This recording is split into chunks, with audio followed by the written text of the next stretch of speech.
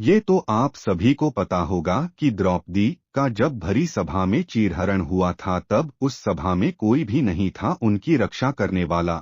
यहाँ तक कि द्रौपदी के 5 पतियों ने भी उनकी रक्षा नहीं की। तब उन्होंने भगवान श्री कृष्ण को पुकारा और उन्होंने उनकी लाज बचाई। लेकिन इस घटना के पीछे द्रौपदी के कर्मों का फल था, जिसकी वजह से भगवान श्री कृष्ण जी ने द्रौपदी की लाज बचाई।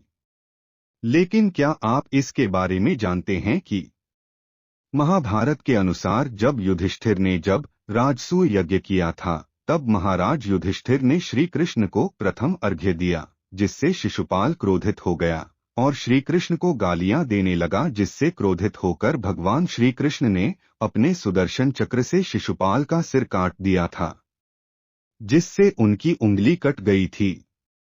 उनकी उंगली से रक्त निकलता देखकर द्रौपदी ने अपनी साड़ी का टुकड़ा फाड़कर भगवान की उंगली में पट्टी बांध दी थी, जिसके फल स्वरूप भगवान ने द्रौपदी के चीरहरण के समय उनकी साड़ी बढ़ा दिया और द्रौपदी की लाज बचाई।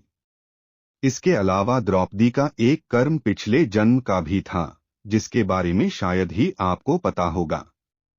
एक बार की बात है, द्रौपदी के किसी पिछले जन्म में एक नदी में एक संत स्नान कर रहे थे। स्नान करते समय उनकी लंगोट खुलकर बह जाती है। संत बहुत ही लज्जित अवस्था में नदी के अंदर ही खड़े रहते हैं, लेकिन नदी के बाहर नहीं निकल रहे होते हैं।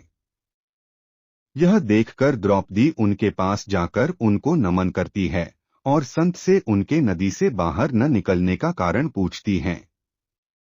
तब संत सारी बात बताते हैं। इस पर द्रौपदी अपनी साड़ी का एक टुकड़ा फाड़कर संत को दे देती है, जिसे पहनकर संत नदी से बाहर निकल पाते हैं। इसके बाद संत जी द्रौपदी को आशीर्वाद देते हैं कि आज जैसे तुमने मेरी लाज बचाई है, भगवान तुम्हारी लाज बनाए रखे।